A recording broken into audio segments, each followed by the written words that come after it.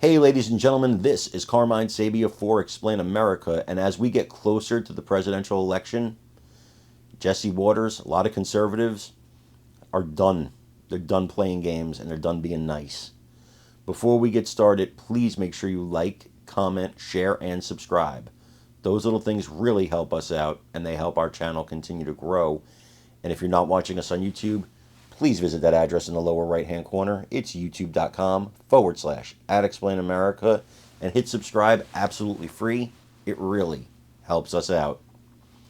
Fox News host Jesse Waters was absolutely livid with Vice President Kamala Harris. And he's livid with her for a reason I think Democrats should actually be livid with her for.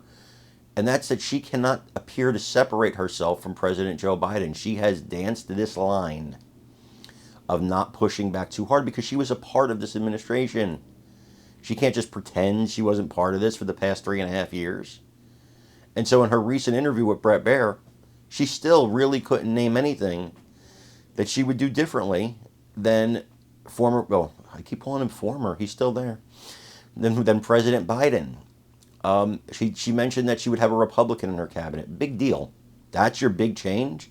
Otherwise, we're going to keep all the same garbage policies that you've had for the past 3.5 years that left us with an open border, that left us with high inflation, crazy high inflation, the prices of everything going through the roof, people's wages going down.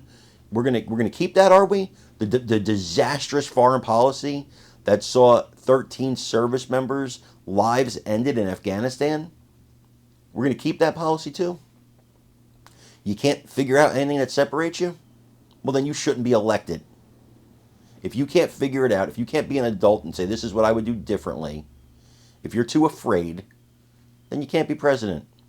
I want you to watch this video of Jesse Waters going off, and then let me know what you think in the comments. Talking about. You and I both know what I'm talking about. I actually don't. What are you talking about? The reason Kamala is the nominee is because Biden was a failure. Why can't Kamala just say, I learned from the mistakes he made? Catch and release was a bad idea. Printing $1 gazillion, I wouldn't do that again. Instead, she just squirms and argues like a lawyer without a point. Grow up, accept the past, and move forward. Instead, she just lies to us. Harris has tried to rewrite history, and in an implausible way to boot. But the idea that Kamala Harris is some sort of Glock-carrying conservative who idealized John McCain and admires the statesmanship of Dick Cheney is laughable. It is insulting to those involved. She's alienating the left and playing the rest of us for fools. Harris appears to be in the process of defeating herself. Nancy and Barack have unleashed a wrecking ball. Biden, at least, was still kind of holding the coalition together. Kamala's poisoning it. She's lost unions, black men, Hispanics. You don't easily put back political coalitions once they've been shattered. She isn't just losing voters, they're being scooped up by the opposing party. These coalitions take decades to build.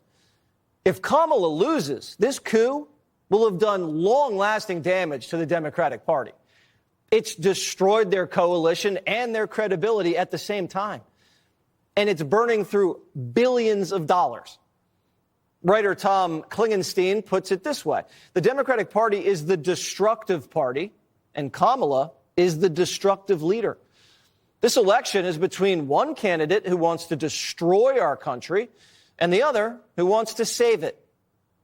Look how much damage Biden-Harris did in just 4 years.